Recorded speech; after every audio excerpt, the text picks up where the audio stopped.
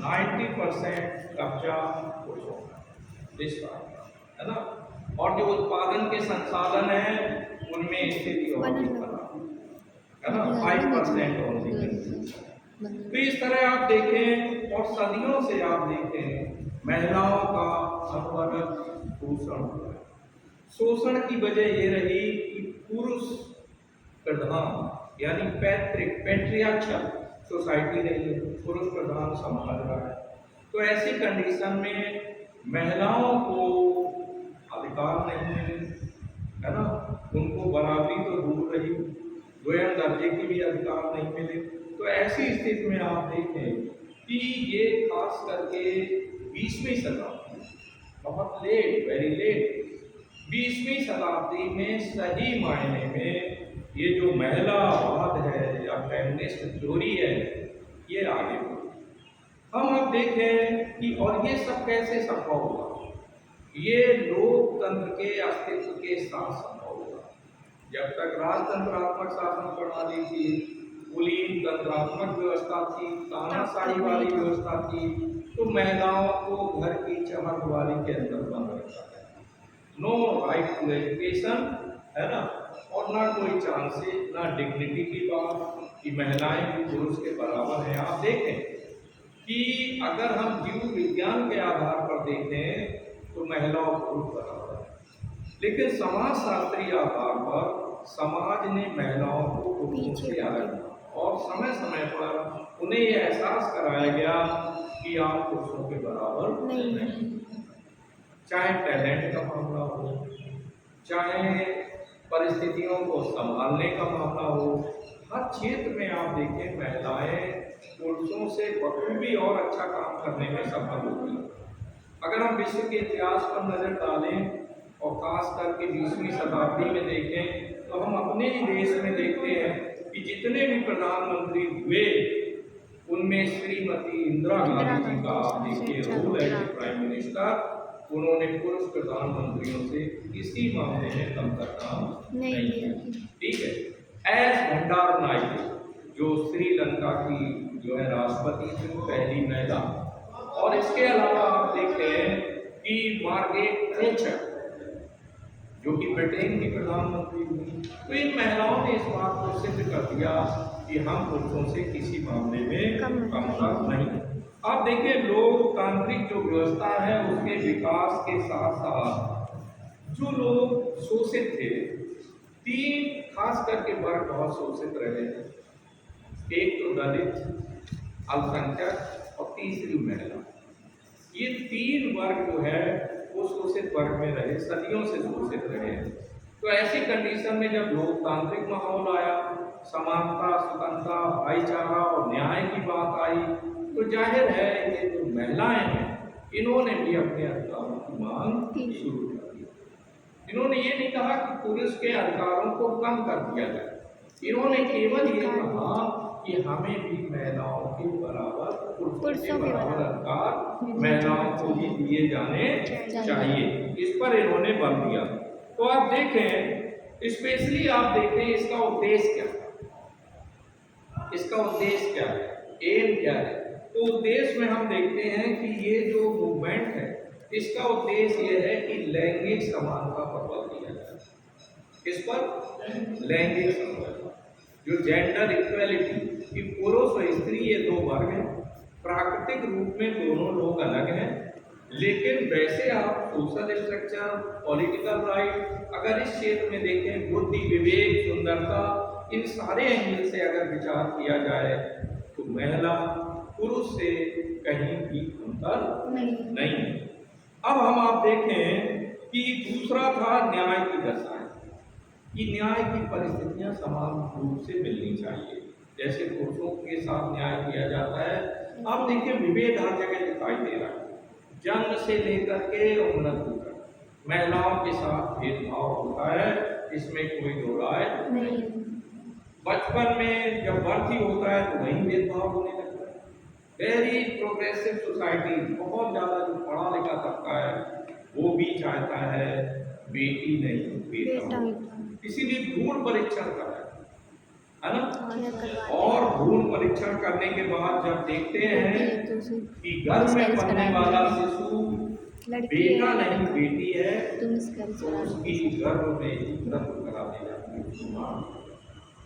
फिर उसके बाद उसका वक्त होता है तो हम देखते हैं कि पृथ्वी लोक पर जब वो अवतरित होता है तो यहाँ पालन पोषण में भी भेदभाव होता है।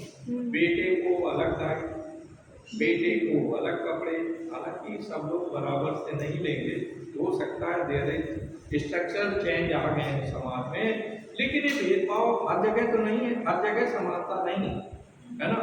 पालन पोषण में भेदभाव दिखाई देता है, स्कूलिंग में भेदभाव दिखाई देता है कि बेटा है तो सेंट जोसेफ में पढ़ेगा, बेटी है तो राजकीय बालिका इंटर कॉलेज में पढ़ेगी, है ना। कोई यानी संस्थागत स्कूल में बेटा बीटेक करेगा, बेटियां नहीं जाएंगी, घर से बाहर नहीं जाएंगी। There are so many factors, socio factors भी हैं, लेकिन आफ्टर ऑल ये है, ये पुरुषवादी जो मानसिकता है उसकी वजह से हम महिलाओं को, बेटियों को बराबर से राइट नहीं देते हैं। तो आप देखें तीसरा है, इसमें आप देखें पितृसत्तात्मक समाज ने पूरी तरह होल्ड किया, सारे नियम उपनियम बनाने वाले वही थे। अगर हम अपने भारतीय इतिहास पर नजर डालें तो केवल उत्तर वैदिक काल में कुछ महिलाएं हमें दिखाई देती हैं, गार्गी है जो विदुषी है ना, अश्वघोषा है, कुछ महिलाएं हैं जो पुरुषों के साथ शास्त्रार्थ करती हुई दिखाई देती हैं। बाकी पूरे समय में हम मध्यकाल में देखते हैं और प्राचीन काल में अंधेरा दिखाई देता है। महिलाओं को जैसे आप लोग पढ़ रही हैं, स्कूलिंग की सुविधा नहीं थी, पर्दे के अंदर पढ़ती। इस्लामिक सोसाइटी वो और ज़्यादा ब्लॉक सोसाइटी, ब्लैक यानी एक तरह से बंद सोसाइटी, वहाँ तो और ज़्यादा पर्दे की साइड टीचर बैठा है, इधर लड़की बैठी है वो पढ़ रही है ना। तो ये सारे भेदभाव विराजमान थे।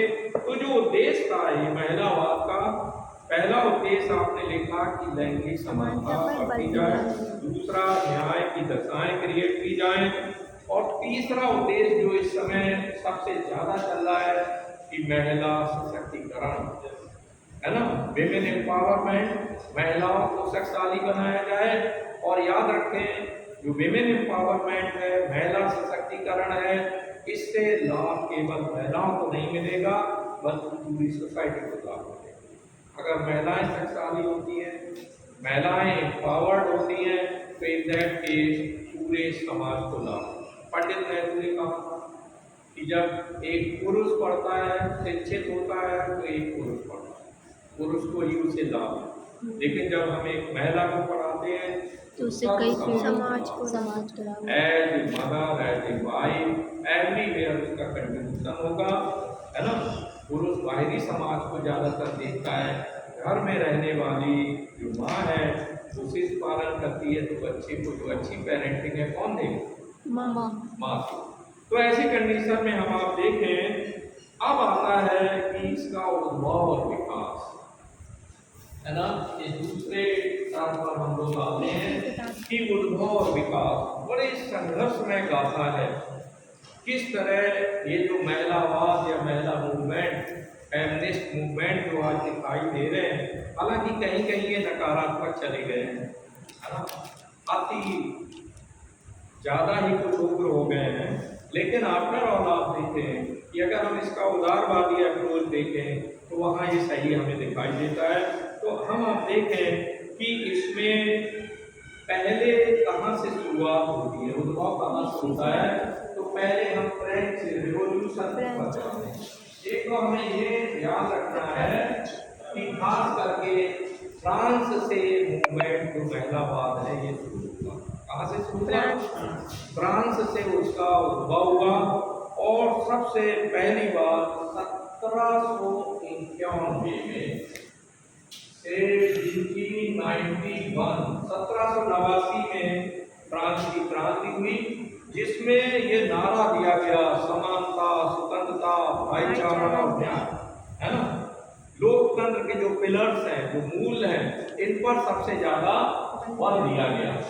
तो जब ये चार्टर भी बना, जो वहाँ की नेशनल काउंसिल थी, नेशनल काउंसिल ने कहा कि अब भविष्य में हम एक लोकतांत्रिक व्यवस्था फ्रांस को देने वाले हैं और उसमें सभी नागरिकों के लिए, सभी मानवों के लिए समानता, स्वतंत्रता और भाईचारा, इक्वालिटी, फ्रेटर्निटी एंड लिबर्टी, है ना, ये तीनों देंगे।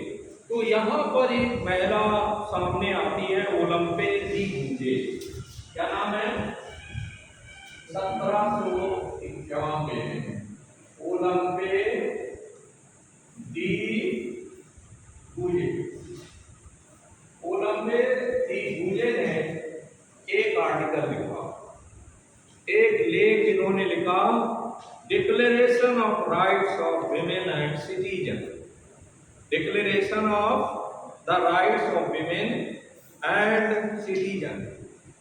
ओलंपे दी गूजे ने का ये मानना था कि जो नेशनल काउंसिल ने जो घोषणा की है ना, सर दोबारा से बता दीजिए। अच्छा नोट करिए, declaration of the rights of women, declaration of the rights of women and citizen, ठीक है, declaration of the rights of women and citizen. तो आप देखें, उन्होंने कहा कि जो फ्रांस की सरकार ने जो समानता, स्वतंत्रता और भाईचारे की बात की है, तो उससे केवल पुरुषवादी समाज को ही लाभ मिलने वाला है, महिलाओं को अधिकार नहीं मिलने वाले हैं। तो उन्होंने इस लेख के माध्यम से ये वकालत की कि महिलाओं को भी बराबर से इस तरह के राइट मिलना चाहिए। जब महिलाओं को फांसी के फंदे पर झुला दिया जाता है, तो न्याय के लेवल पर तमाम प्रशासनिक या राजनीतिक अधिकारों में भी उनके साथ बराबर का व्यवहार किया जाना चाहिए। किसने बातें कही? ओलंपे दी गूजे ने। और आपको बता दें कि वहाँ के लोगों ने उनकी हत्या,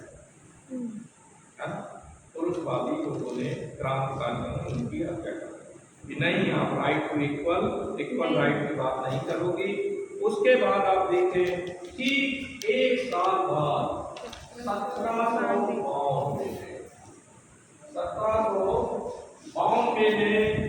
एक दूसरी महिला फ्रांस में ही, Mary वोllस्टोनक्राफ्ट, Mary वोllस्टोनक्राफ्ट, Mary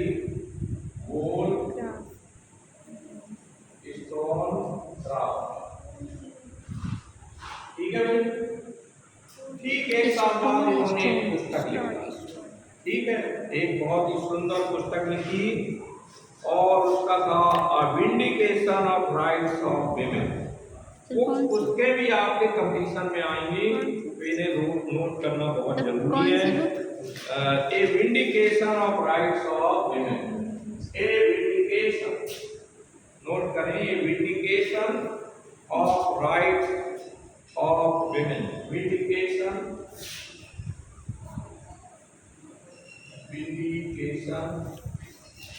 of rights of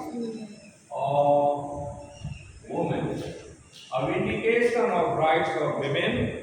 इस पुस्तक में इन्होंने महिला अधिकारों की बात की और ये आपको नोट करना है कि ये महिलावादी आंदोलन की पहली मूल रचना थी। आपसे पूछ दिया जाए कि महिलावादी आंदोलन की पहली मूल पुस्तक या मूल रचना कौन सी थी, तो यही थी a vindication of rights of women, rights of women, है ना जी।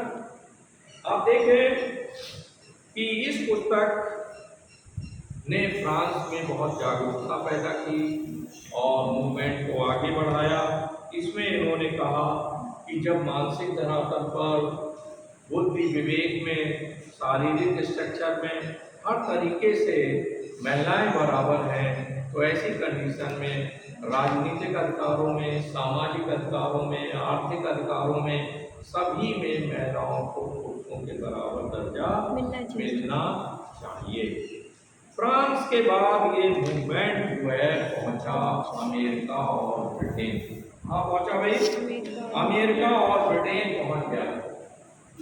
हालांकि लेट पहुंचा, 20वीं शताब्दी में ये जो आप चौथा आंदोलन था वो पहुंचा अमेरिका में, है ना। और अमेरिका में और ब्रिटेन में, खासकर अमेरिका में 1848 में अमेरिका में कब गए? सेनेका फॉल सम्मेलन हुआ महिलाओं का। 1848 में सेनेका फॉल्स सम्मेलन हुआ। सेनेका फॉल्स सम्मेलन, सेनेका फॉल्स सम्मेलन में यहाँ पर महिलाओं ने मांग की। यहाँ आप अमेरिका में दो महिलाओं के नाम नोट करना जरूरी है। एलिजाबेथ कैंडी स्टैंटन, नोट करें, Elizabeth Cady Stanton, Elizabeth Cady Stanton तथा Susan B Anthony, Susan B Anthony, Susan B Anthony. इनके प्रयासों से 1920 में अमेरिका की गवर्नमेंट ने जो संविधान में संशोधन किए तो विमेन को राइट टू वोट दिया, महिलाओं को राइट टू वोट यानी मताधिकार का अधिकार प्रदान किया गया। 1920 में इन महिलाओं के प्रयास से मताधिकार यानी वोट देने का अधिकार कब मिला? 1920 में। याद रखें कि पहले महिलाओं को मताधिकार देने का अधिकार नहीं था, केवल पुरुष ही मतदान करते थे। महिलाएं उपभोग की वस्तु हुआ करती थी। जिस तरह मध्यकाल में गुलाम बिकते थे वैसी महिलाएं भी बिकती थी, है ना। तो आप देखें ये बहुत बड़ा मूवमेंट था। आफ्टर ऑल इसके बाद ये मूवमेंट ब्रिटेन कहाँ पहुंचा भाई? ब्रिटेन में। ब्रिटेन में हैरियट टेलर का नाम नोट करना है, हैरियट टेलर। ब्रिटेन में हैरियट टेलर, इसे प्रथम राजनीतिक महिलावादी आंदोलनकारी कहेंगे। प्रथम राजनीतिक महिलावादी तथा मेरी वोllस्टोनक्राफ्ट की उत्तराधिकारी माना जाता है।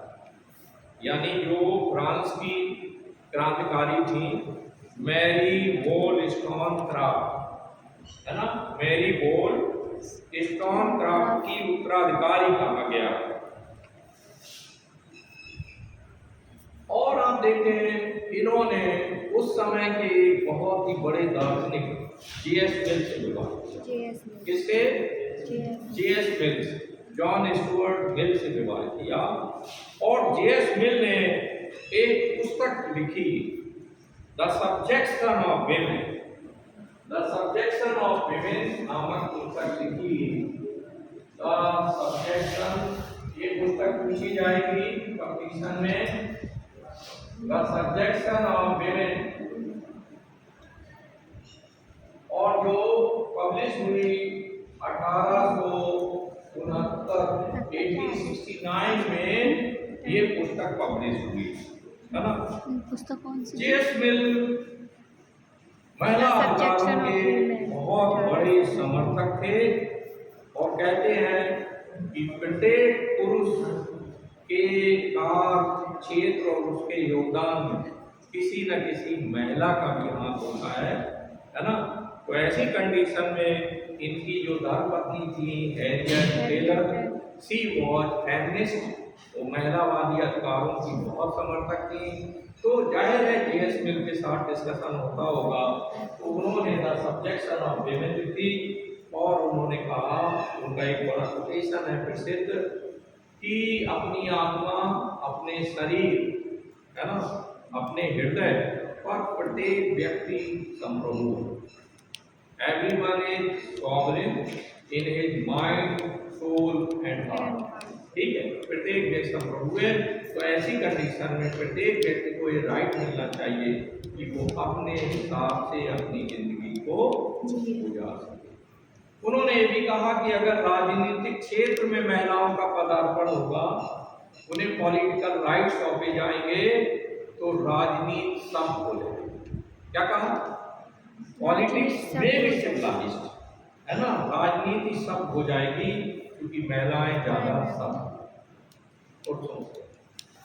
ये बात सही है कि महिलाएं जितने भी आत्मिक गुण होते हैं उनमें पुरुषों से महिलाएं ज्यादा आती हैं। दया, सहानुभूति, ये गुण बाई बर्थ महिलाओं में ज्यादा है।